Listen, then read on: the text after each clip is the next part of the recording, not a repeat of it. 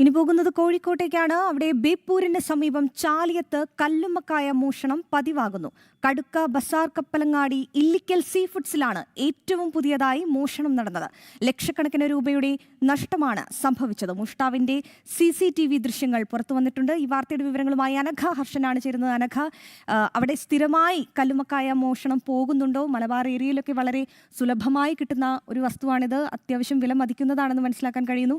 ഇപ്പോൾ എത്രത്തോളം രൂപയുടെ കല്ലുമ്മക്കായയാണ് നിലവിൽ മോഷണം പോയിരിക്കുന്നത്? ഇത് പതിവ് സംഭവമാണോ? എന്താണ് പോലീസ് നൽകുന്ന വിവരം?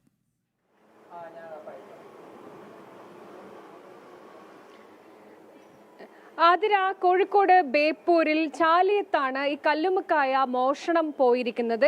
ഈ സ്ഥലത്ത് ഇതൊരു പ്രദേശത്ത് ഈ കല്ലുമ്മക്കായ വിൽക്കുന്ന സ്ഥലമാണ്. ഈ പ്രദേശത്ത് 2-3 കടകൾ ആ പ്രദേശത്ത് ഇതുമായി ബന്ധപ്പെട്ടുണ്ട്. ഈ കടകളിലാണ് രാത്രിയുടെ മറവിൽ ഈ മോഷ്ടാക്കൾ എത്തുകയും അവിടെ സൂക്ഷിച്ചിരിക്കുന്ന കല്ലുമ്മക്കായകൾ അവിടെ നിന്ന് മോഷ്ടിച്ച് കൊണ്ടുപോവുകയും ചെയ്തിട്ടുള്ളത്. കഴിഞ്ഞ ദിവസമാണ് ഈ ചാലിയത്ത് ഒരു മോഷ്ടാവിന്റെ ദൃശ്യങ്ങളടക്കം പിന്നീട് പോലീസിന് ലഭിക്കുകയും ചെയ്തിട്ടുണ്ട്.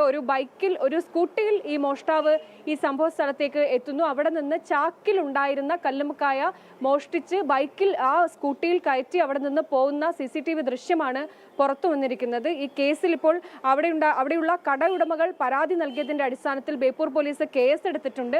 ഈ മോഷ്ടാവിനായി അന്വേഷണം ആരംഭിച്ചിട്ടുണ്ട്. ഈ കല്ലുമ്മക്കായ എന്ന് പറയുന്നത് ഈ മലബാർ ഏരിയയിലൊക്കെ വലിയ രീതിയിൽ ഡിമാൻഡുള്ള ഒരു സീ ഫുഡാണ്.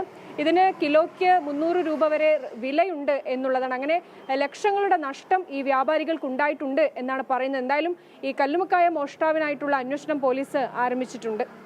ശരി, അപ്പോൾ ആ കല്ലുമ്മക്കായ കള്ളനെ എത്രയും വേഗം പോലീസ് കണ്ടെത്തേണ്ടിയിരിക്കുന്നു. വാർത്തയുടെ വിശദാംശങ്ങൾ നൽകുകയായിരുന്നു അനഘ ഹർഷൻ.